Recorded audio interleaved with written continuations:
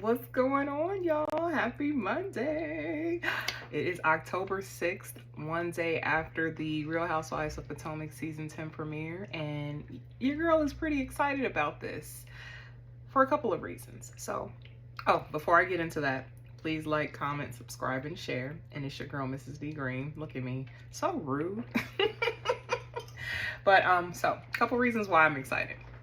So I started my channel, about 5 years ago. I created it, but I haven't done any active engagement and putting content on the channel. So this is monumental because this is the second television show recap that I've done. Well, I've done my third.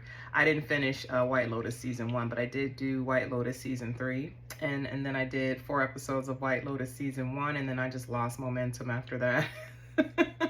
And now this is my first Housewives recap. I wanted to do this one because this season is special for a couple of reasons. It's season 10, so it marks 10 years that it has been in the Bravo universe. Shout out to you all. My girl, Monique Samuels, controversial character, I know, but she is making a return later this season. They didn't have her on this episode, but she will be coming back. And then my other girl, Miss Karen, Miss Grown Woman Karen Huger. You know, we all know she was incarcerated back in March. She was sentenced and she has since been released officially September 2nd. They had her at the beginning of the episode. We heard her, but we did not see her. But she is set to return, I'm sure, towards the end of the season. They're going to incorporate her somehow. But nonetheless, the girls are back and I'm super excited to talk about it. So this season, we've got some changes, it looks like, in dynamics. So we've got Wendy and Giselle, I guess, becoming cool. We've got Ashley kind of officially stepping into the Thing 2 role of the green-eyed bandits, only her eyes are brown. So she's taking the place of Robin in her shenanigans with Giselle. And then you kind of have Wendy also stepping into her housewives bag. You definitely see the queen bee emerging. She's already had that in her, but it's even more present in her because her husband's business is booming. Shout out to you, Eddie. Wendy is now being featured on shows. She's doing that Housewives Swap TV show. She's doing commercials. So Wendy's coming into her own, and she seems to be on good footing with most of the cast. I know her seasons before have kind of been like a struggle, especially with the green-eyed bandits tag teaming her because they got their feelings hurt so bad in season 6. But Wendy's coming around, so there's some changes that I'm excited to see. What I'm not excited to see is Ashley kind of pressing Stacey for the truth. I mean, come on now, let's just be real. These housewives, they lie. All of them have been guilty of a lie, one way or the other. I wish they would have pressed Giselle for the truth on her whole reconciliation with Jamal back in season 5. We all didn't believe that. Monique and Karen, sure enough, called it to the carpet, but the girls didn't press her for that. Robin was being secretive about this affair that Juan had. They weren't pressing her for that. So you see what I'm saying? So while I understand the intention behind Ashley's efforts to pull the truth out of Stacey, the message cannot land with me because historically in Housewives in general and on your show, Potomac, the women have lied and you guys have not pressed them as much. So I just don't feel like it's fair to press Stacey. Now, speaking of Stacey, now I didn't watch last season. I have been more or less listening to recaps myself because I lost the zhuzh. I didn't really want to watch it, but life has changed recently, so now I have this resurfaced interest. And I did not get to catch Stacey. Now, I heard a lot about her, but I'm watching her and I dig it. I like Stacey. She's very refreshing. She kind of reminds me of if I had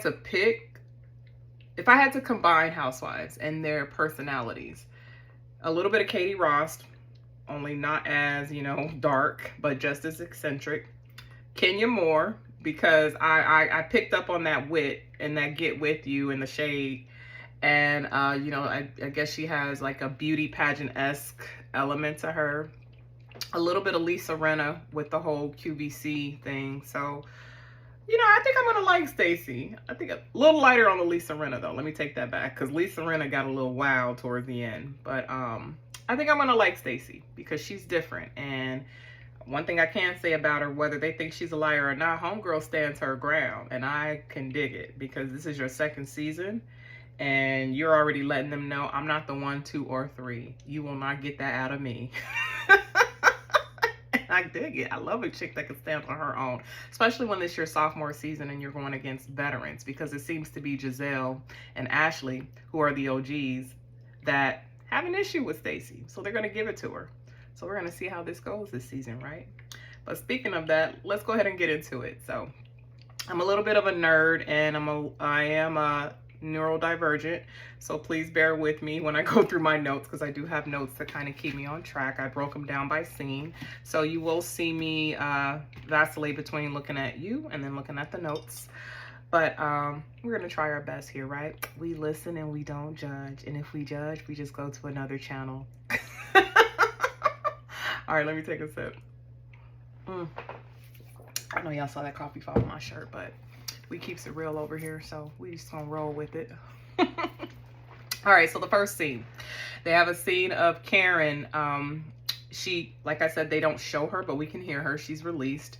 So it starts out September 2nd, 2025, and you know, they're just kind of giving us the update on what's going on with her. She's been released, she's going home.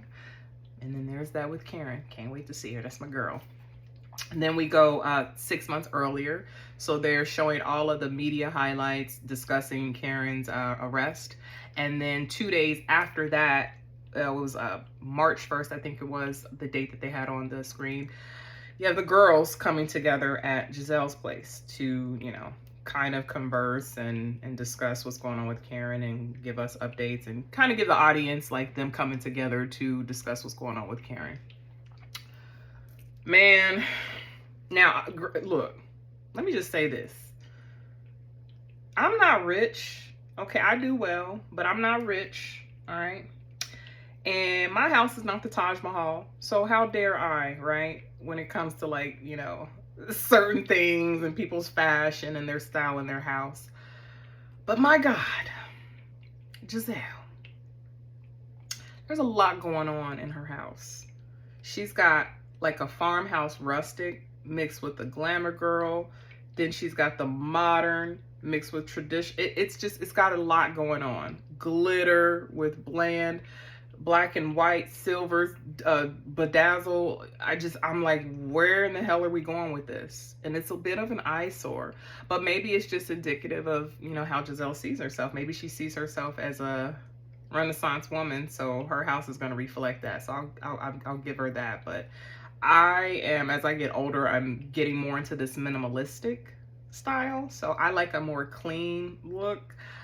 You could throw accents in there to give it a little character, but when you're just throwing stuff in for the sake of throwing stuff in, it could be a bit much. So she might want to scale back, but that's just me. I'm sure I'm not alone, but I was like, good God, I don't know what I'm looking at. Anyway, back to the meeting. So Giselle's in her home. She goes into her confessional, and I agree with her on this. While we don't want to see Karen incarcerated, there has to be some accountability. Like, this was your 4th DUI, Karen. I get you're hurting, but you're putting people at risk when you're out on the road like that. So you obviously thought that you were absolved of ever having to face a consequence or change your behaviors. And, you know, sometimes when we don't hold ourselves accountable, the universe will do that. So I did agree with Giselle on that. The girls come. Ashley arrives first. Her and Giselle are commiserating about Miss Stacey at the reunion and how she lied, because apparently Stacey brought on a gentleman by the name of TJ, and he was brought on to pretend, I guess, he was her boyfriend. And there's been like things that have come out that I guess substantiate that claim. I guess Ashley and Giselle met an actress friend when they were in LA, and the actress friend disclosed to them that TJ is suing Stacey for 50% of her earnings, because that was what was written in the contract. And it's like, again, who cares? Like, I get it. I get for the sake of the show.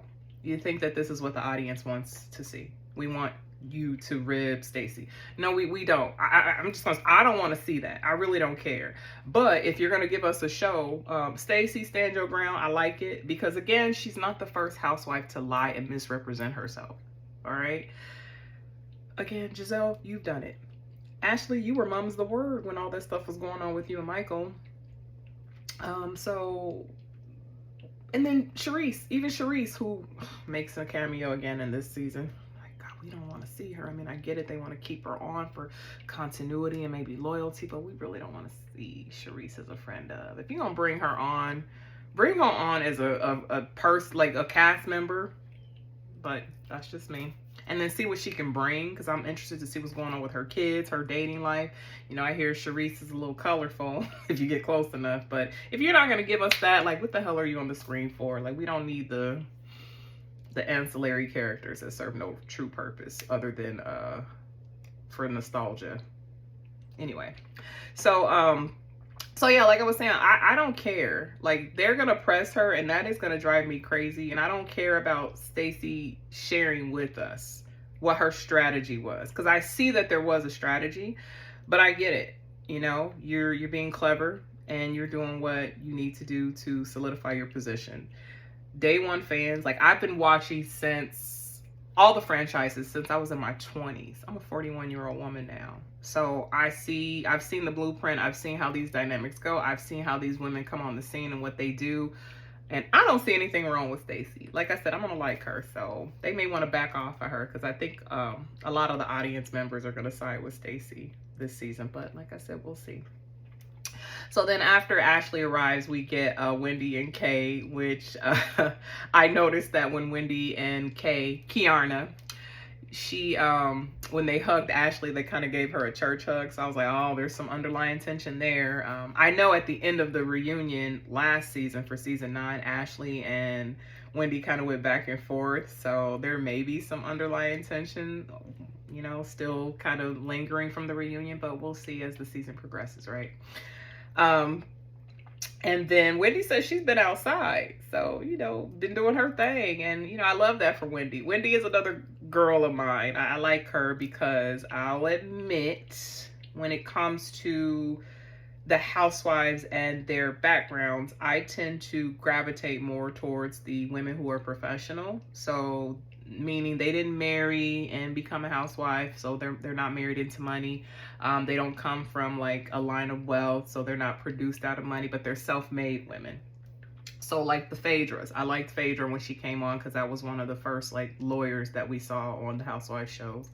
I liked Wendy when she came on because, you know, she had a PhD. Love Bozema because Bozema is a corporate titan. So, I mean, you get the drift. I tend to lean more towards women like that. So regardless of what Wendy does, I'm always going to have an affinity towards her because of her background.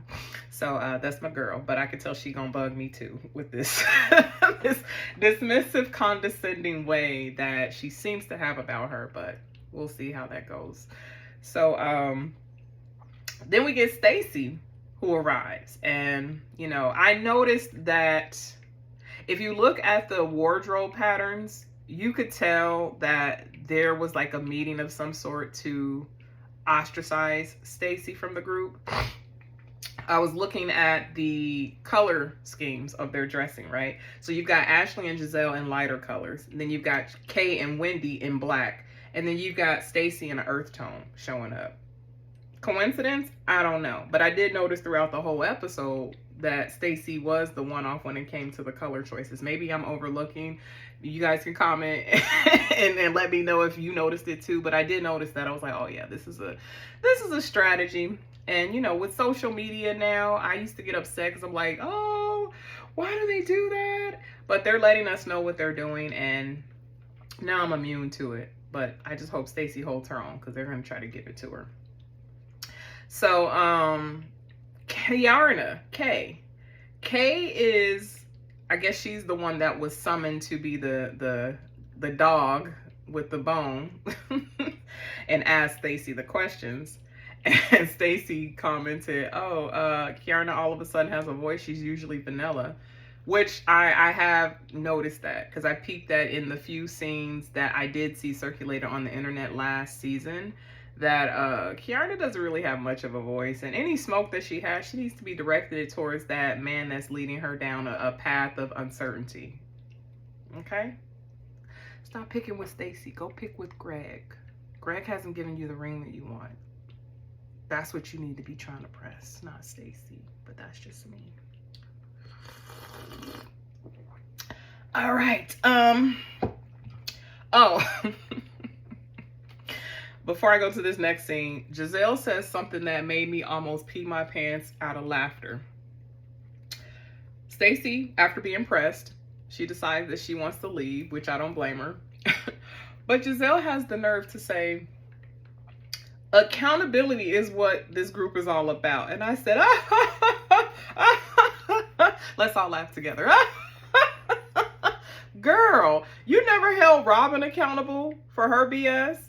You barely hold Ashley accountable because now she seems to be your little minion. Like, you'll throw shade here and there. You don't even hold yourself accountable. Girl, like, come on. You can't say, and I think I know why she said that. It's because, you know, Karen had to face the ultimate accountability. So that's a cute little line to try to use this season. Accountability is what this group is all about. But come on now, stop. No, the hell y'all ain't. It's double standards through and through. All right, so scene 2. So we go 2 months later after they have met up. So I'm assuming this is what, May. This would have been Karen's birthday celebration, but we go on. So there's like a montage of everyone. Wendy's wanting to remodel her house. You have Giselle and Kai. They're out for lunch. You know, cute. Kai's, he's held the distance or whatever, but I don't think he's doing Giselle's hair anymore because her hair looks different. Then you've got Ashley at home kind of sorting through her stuff. I don't know why. I guess, you know, she's purging because she's going into this new phase in her life. Now, with Ashley, I actually can kind of relate in that aspect because I'm also going through a transition. So I'm trying to, you know, get out of this house. I'm packing up and I am going into a new phase in my life as a widow. So I'm like, okay, I can understand Ashley, which she mentioned something also in one of her interviews that her and Monique are running parallel lives. So I'm interested to see how Monique is handling her new life. I can't wait till they bring her on. Then we get this next scene with Stacy and her ex-husband slash boo, Tiamo, I think his name was. He's German. Super cute. They are a beautiful couple. So I guess they were attempting a divorce. They actually divorced, according to Stacy. So they were on family vacation. They decided to come together to take their daughter on a vacation for Christmas. And I guess being within proximity and, you know, kind of seeing their family, they decided to reconcile. So they've been dating each other. And I dig it. I like it. They're a beautiful couple. He is, I was like, damn, okay, Stacey. Because, you know, I like I'm a little European myself. So I can see the attractiveness in a European man. She said that they found themselves back to each other. And I could relate to Stacy on this. So she said that while they were together, they were so focused on being parents that they forgot to be lovers. And that can happen. That can happen when you're not tending to your relationship. You're just caring about, you know, maintaining the day-to-day of your empire. That is your marriage. That is your family. That are the businesses, your day-to-day affairs. You do lose each other if you don't tend to each other. That's why I said this next time I get married, because that happened to me with my late husband. So now that I'm intentionally out here, that is one of the biggest things that I'm looking for, is somebody that I can date, because I don't ever want us to lose sight of each other. You know, at the end of it all, like when it's all said and done, when the kids are gone, it's just you and your partner. So you gotta find somebody that is gonna go, you know, the distance with you and still see you as their girlfriend or boyfriend, regardless of you being their spouse, because you are each other's partners. You should love each other in that way. So I understood her when she said that they found themselves back to each other after ignoring each other for so long. So I can't wait to see what that entails for them, because like I said, they're a beautiful couple. And she said that his energy balances hers, which I totally get that. Like, I could be a little bit of a firecracker. So for me, a man that is a calm for me to kind of keep me grounded is super important. So I can relate to that. All right, scene 3. Kiana. We get to her condo. So she has moved out and she's living the bachelorette life, which is so funny. It's like, that's my next thing, is I'm trying to get into this high-rise apartment, but I got to get everything squared away. So I'm all for that. Sometimes you have to change your location so that you can change the dynamic in your mind, right? You got to put yourself in a new environment when you're standing on business towards something bigger. So I like that Kiana moved into her condo. It seems to be really cute, really girly like her. Then our mom comes over. Now, I don't mean any disrespect to Kiana, but I feel like the champagne glass should have gone to her mother, because mama is a grown-up. Like, her and Karen I could see hanging out. Mama told her, I don't like him for you in terms of like how you showed up in that season. He's very dismissive. Look at you, you're beautiful. You bring a lot to the table. If this man can't see you as a wife, why are you going to waste your time? And I could not agree with the mother more. A lot of times women, sometimes we overcomplicate our situations with men. We do. Sometimes they're telling us exactly what it is that they are willing to give in a relationship, and you just have to value yourself enough to understand that that is what it is. You cannot force a circle into a square peg. So you have to see the value in yourself. If marriage is what you want and that person is not on board for that, then get to stepping. You got to let your bottom line be known in the beginning so that time doesn't get wasted and you're investing in something that's not going to go anywhere. So I was totally with the mom when she was putting Kiana up on game, essentially like, girl, you could find somebody that would want to marry you because you are a catch. And she is. Kiana's beautiful, owns her own business, has no kids, has no criminal records that I know of. So you got to love who loves you. So I'm glad she stepped out. She said, I guess when she did that, he started to reconsider things. But what Kiana found herself doing was just kind of taking away the expectation of marriage. And her mother is like, no, don't do that, because now you're dimming your light and your expectations to appease this man. Where is he meeting you halfway? You see what I'm saying? It's like, no, don't change what you want just to go along and get along. Like, release him to a woman that, is more his speed, and open yourself up to a man that is more of your speed. But trying to force a circle into a square peg, it will not work. But if that's what she wants, that's what her heart desires, pray about it and see where it goes.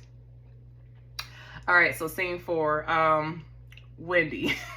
Get to Wendy's house. She's with her kids and her husband, and she's talking about the success of Happy Eddie. Kudos to you, Eddie, being a black man that broke into the cannabis market and you're thriving. I'm all for that. Her daughter Cam says that she wants to be a doctor. I think it was Cruz. Is Cruz or Carter the oldest? Well, it was the oldest one. The oldest one, he said, oh, she's not a doctor. And Wendy's like, what? I would have been like, excuse me? Yes, I am a doctor of philosophy, not a medical doctor, which that's how he sees a doctor. But I feel like that could have been a teachable moment for her to explain the differences of doctorate degrees. You have medical doctors, you've got juris doctors, you've got doctors of philosophy. But that's just me. I guess she just let her son have it. And then her son said that he wants to work at Chick-fil-A. Anyway, so next scene. So we got scene 5. Ashley meeting up with Stacy at a boutique, because Ashley is hosting what is okay, so it's got a couple of meanings. It's I'm a divorcee party. I'm going into my new phase, which I understand that. And, I've been through a lot and I've changed, and I just want to show you what the new me is. And this is what it's all about. So apparently Ashley came out pretty good in that divorce. And she has come a long way from when we first met her. The little twerking, big-haired vixen that, hit the scene, a little sex kid hit the scene amongst the cougars. They sunned her a lot. They, little girled her a lot. And now Ashley is a woman in her mid-30s, 2 children, divorcing after being married for 10 years, and now she's a millionaire. Not bad, Ashley. Not bad. You got that, girl. So anyway, she's meeting with Ashley at this boutique so that she can get a dress for this event. And then, like I said, divorce looks good on her. Stacy comes in. She's greeting her. And then I noticed this.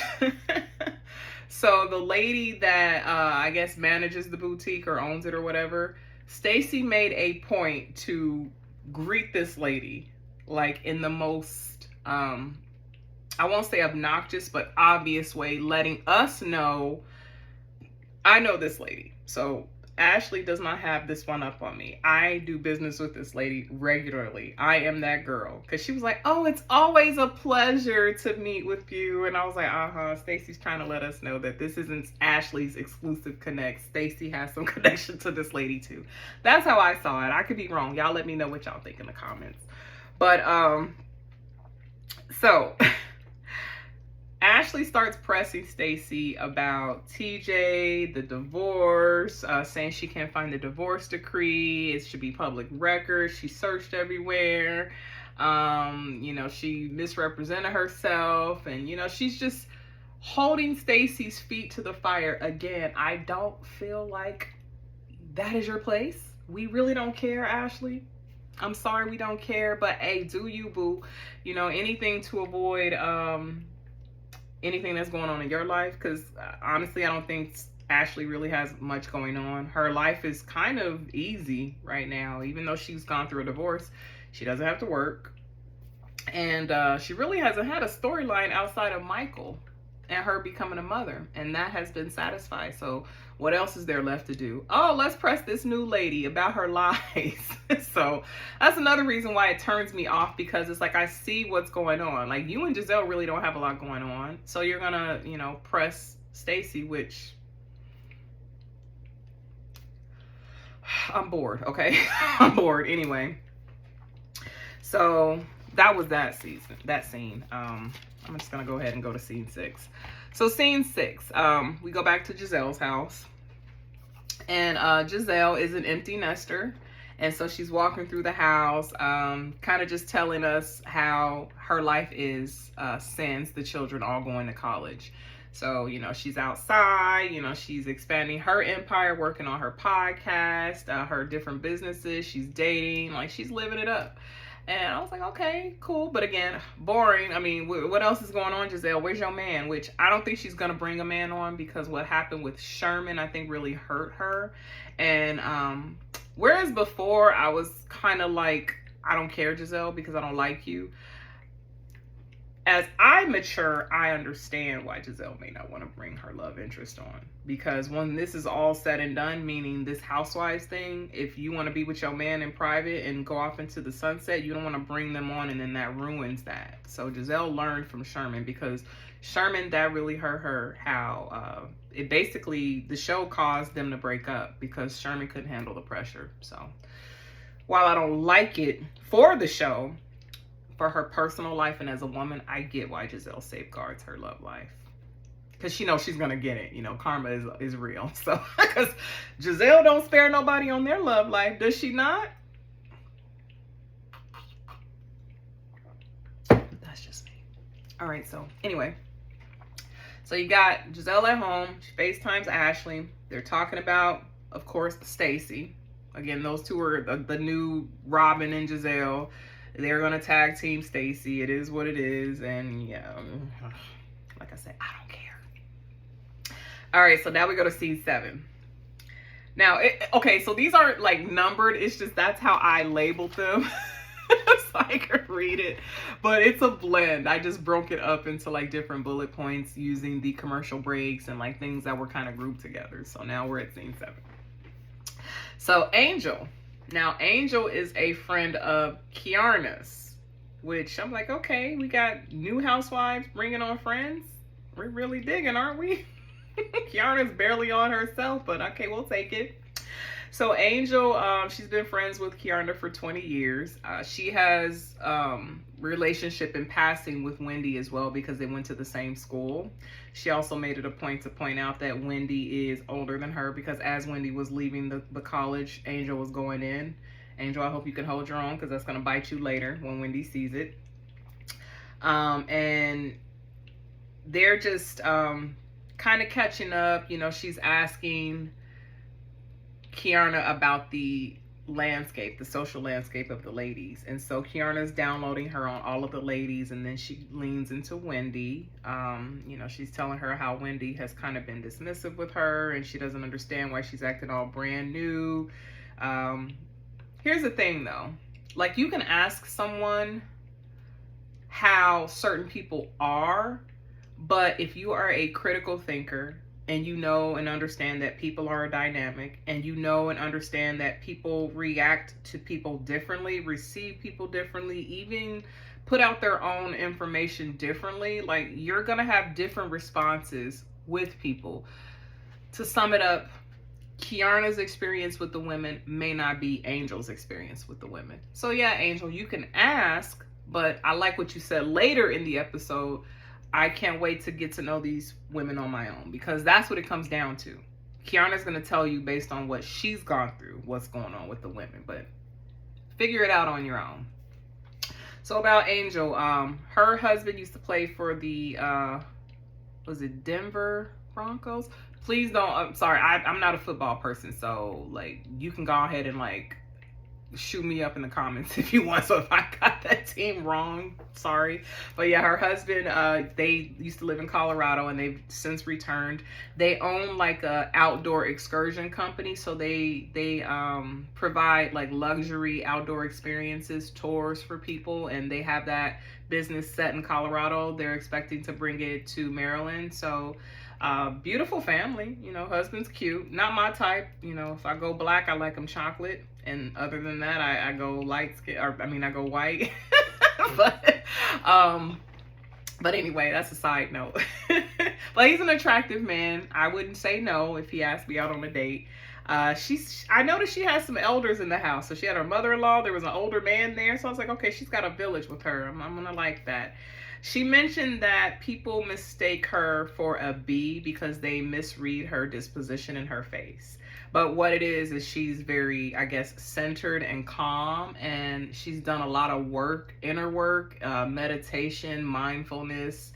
And so that I can see how if someone doesn't know you and they're just reading you as a book cover, if you show up in the room and you're quiet, right, and you don't really show a lot of expression on your face, or it's not that you want to be distant, but you're protecting your energy while you're reading the room, I could see how that could come off standoffish to a person that's not discerning enough to step outside of their ego and ask questions.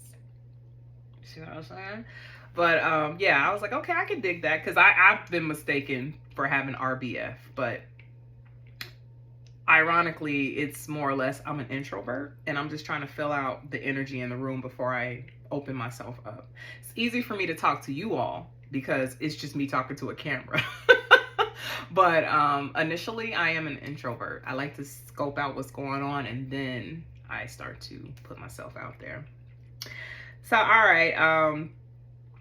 Oh, Kiana and Wendy. One additional thing she said is that Wendy has been inconsistent in her friendship with her. Kiana, here's my thing. If this is how you feel about Wendy, I think it's smart on your part, because Wendy is clever. Wendy is a seasoned housewife. Wendy is very intelligent. So if you're going to bring this to her on this show for us without first talking to her on the side, you need to be prepared for what's going to come to you, because Wendy's not going to let that slide.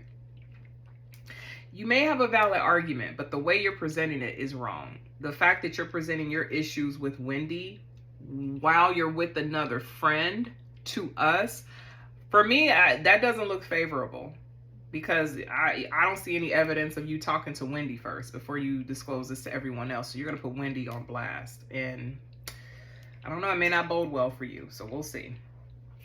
All right, so now we get to this last scene, and this is the Bloom party. So Ashley's divorce party, her second Bloom party. And she's going in, you know, she's checking out everything, you know, how they're setting it up. Stacy and Giselle get a confessional after Ashley has kind of came onto the scene. So Giselle, everyone, oh, and Wendy too. So in their confessionals, Wendy's like, "What is the second blunt? Well, what is going on? Was it a first blunt? What's going on?" And then Giselle's like, "Girl, just say you get a divorce party and keep it going." And then Stacy with the mic drop, she says, "Well, I don't really celebrate divorce, but it didn't take me 10 years to get divorced, but that's just me."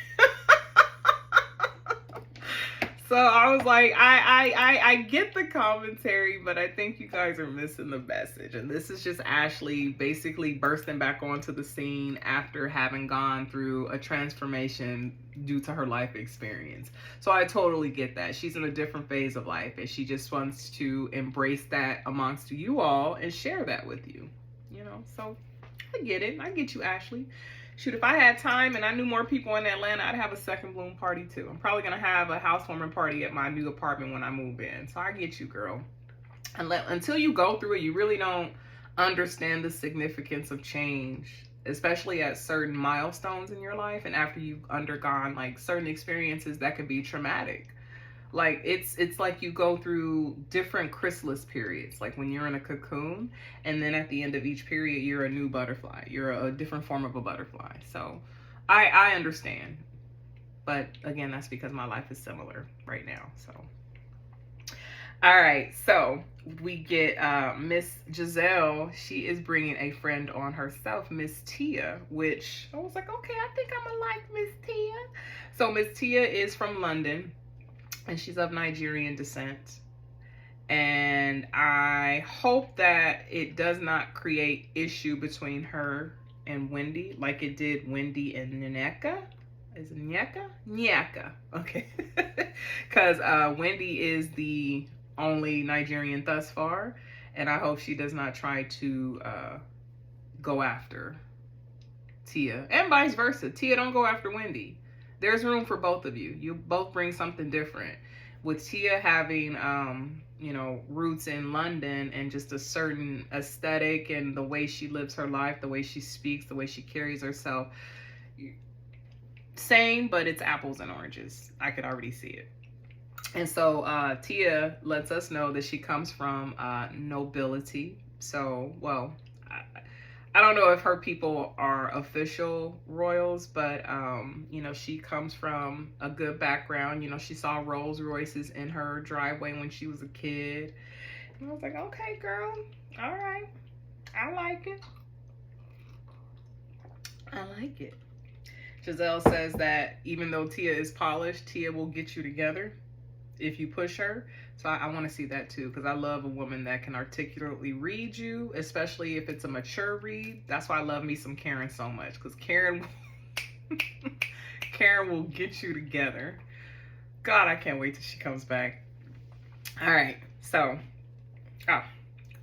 Charisse appears in the scene, and she's telling Giselle, she's like, "Oh, I can't do my fake London accent now because we have a person with a real London accent amongst us, so that would just be an insult." Yeah, Charisse, we don't want to see it. We don't want to hear it. All right, so we get Stacy now. She arrives to the party with her friend AJ, which I love that she had backup because it was needed. They were trying to gang up on her. Stacy said that she's going to be the bigger person. There was a scene that they captured that we didn't see, so it was like an offline scene where Ashley called Stacy to invite her, and this was after they had that meeting at the boutique, so there was some tension. And Stacy said, "I'm just gonna go and be the bigger person. You know, she invited me, so I'm just gonna accept this and see where it goes." Well, she gets to the party, and after Ashley's grand entrance, which it was crazy because she's trying to come down the steps and there's like sparklers, and she's like, "Is this a fire hazard?" And then she seemed to be struggling walking down the stairs. I'm like, "Girl, you ain't practiced this first." So it could have been more like, you know, effortless, but on the other hand, I can appreciate the authenticity. Like, that's one thing I can respect about Ashley is Ashley never tries to pretend like she's up here. Ashley lets you know, look, I just got money and I've walked into this lifestyle, but I'm totally like, I'm not like a bougie chick. Like, I have bougie elements about me, but I'm the same chick that'll drink some whiskey and, you know, smoke a hookah with you, and I'll twerk, and I do me. So I could appreciate that about Ashley, is that she's not one dimensional. She's multifaceted. So she explains what the whole purpose is behind the second bloom, and that, you know, she just got divorced. She was a little, you know, kitten more or less. And then, you know, she got married. She became a philanthropist. She opened up a restaurant. She had a music career. She divorced that man, has 2 kids, and she's changed over the last 10 years, which I've seen it because, like I said, this is their 10th season. They're now officially in the double digits, a decade of, you know, entertainment for us. And I've seen the growth in Ashley. I've seen it. All right. So Ashley, because there's 2 separate issues in this scene. So you've got Ashley facing off with Stacey, and then you have Kiarna facing off with Wendy. So let's go over to Kiarna and Wendy first. So we've got Giselle and Wendy sitting down at some point in the party, and Giselle jokingly tells Wendy, oh, did you get the inspiration for this dress from my dress last year? And they flash to a dress that Giselle wore last year that looks similar to Wendy's, but no. You can't compare, because Wendy, that is one thing about Miss Wendy. Miss Wendy is bad when it comes to the fashion. Never misses. Well, she may have had, like, maybe I can count on one hand the whole time she's been on the show. She started season 5. So what? Season 5, 6, 7, 8, 9, 10. 7 seasons. I can count on one hand where Wendy has gotten it wrong. Giselle, on the other hand, she's been on since season 1. I can count on one hand the times that she's gotten it right. So it's like no comparison. No offense, Giselle, you are a gorgeous woman, but girl, them little pieces you be putting together, it's like they don't complement your look. You know, they kind of make you look dated sometimes too, but face card never declines, so keep it pushing. So they're sitting down talking, and as they're talking, mind you, they're in a conversation. Kiarna comes over, sits down. Remember, she's got this gripe with Wendy, and she's like, that was rude, because Wendy didn't acknowledge her at first while she's talking to Giselle. It's like, what you want her to do? Stop mid-sentence, going back and forth with Giselle? Oh, hey, girl. No, that's not how it works. You're acting like a petulant child right now, Kiarna, but I get it. You don't have anything else going on, so you're going to pick with Wendy. Anyway, so Wendy, totally caught off guard, but trying to respect the friendship, asked Giselle if she could step away so they could talk. They talk. Kiarna presents her case. I'm not buying what she's selling. The first thing she said is Wendy. Kiarna says this about Wendy. I just want to point out, you know, you've been inconsistent in how you've been acting me, and you've been treating me, and you've been dismissive. Case in point, when we went to that one event, and, you know, I told you I was going to be there, and I was a sponsor. I get there, and you didn't tell me you were going to speak, and you didn't speak to me or acknowledge me when I got there. Hold up. First of all, this is what I was thinking. Kiarna, if you're a sponsor, why wouldn't you know who the speakers are going to be? Wouldn't you know that Wendy's going to speak there? Maybe I'm wrong, but I was like, okay, no, I'm not getting it. Wendy laughed. She's like, really? Okay. I'm sorry. I bigged you up. I celebrated that you were a sponsor. I didn't think that I should make it about me and telling you that I'm going to speak at this event, but hey, go off, sis. And then she says, and then when you were up on the stage speaking, you didn't, you know, wave or acknowledge me. And I'm like, are you serious? Sounds like my 10-year-old. You didn't say hi to me. Girl, I'm speaking. I gotta focus. I gotta keep my train of thought consistent so that I don't lose my audience. But, you know, hi, Kiarna. It's like, girl, no. Then they go over to Ashley and Stacey going back and forth.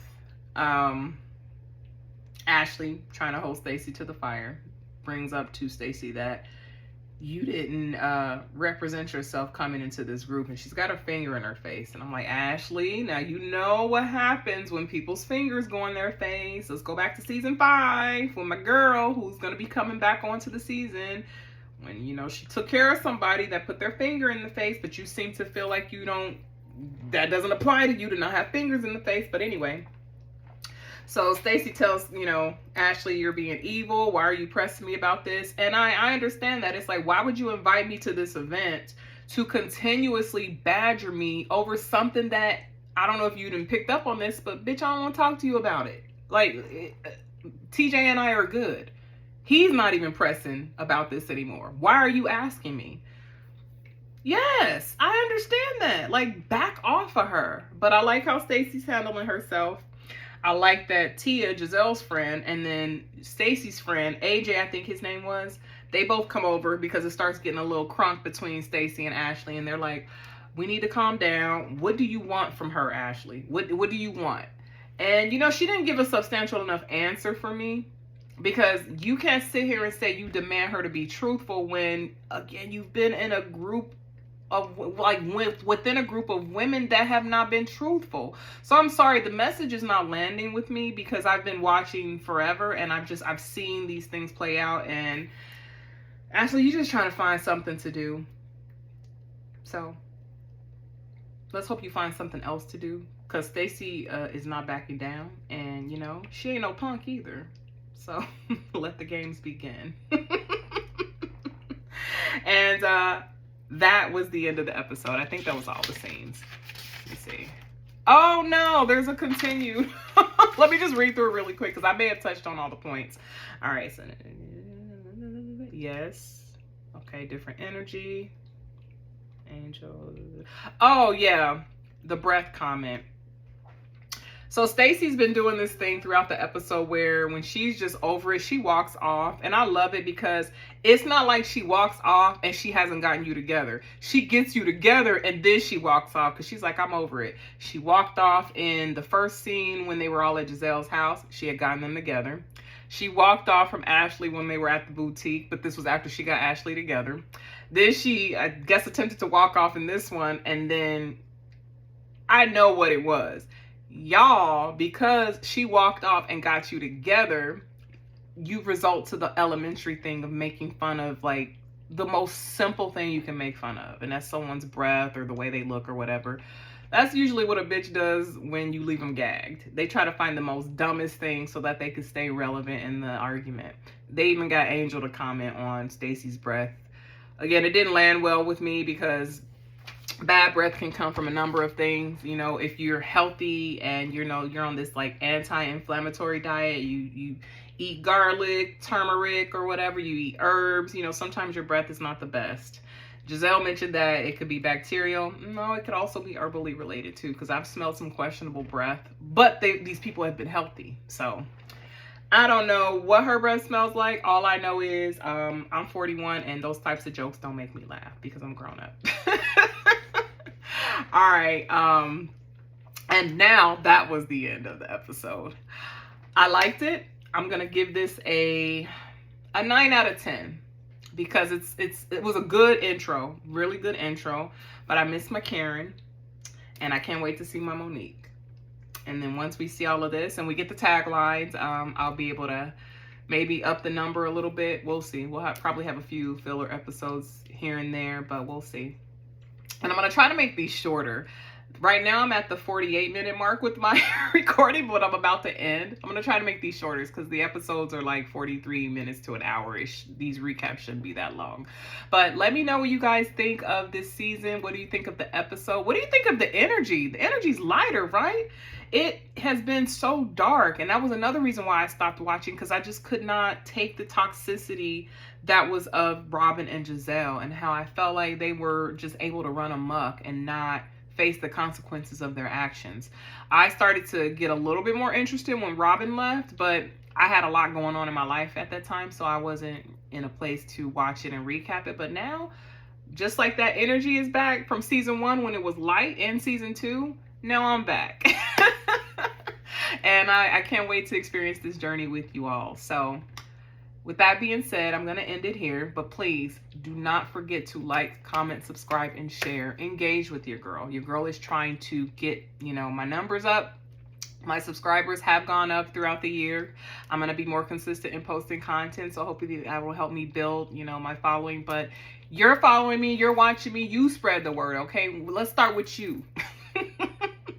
All right, y'all. With that being said, I'm going to end it here. But peace and blessings to you all. I hope you have a fabulous Monday. And I can't wait to talk to you all next week about episode 2. All right. Peace and blessings, y'all. Bye.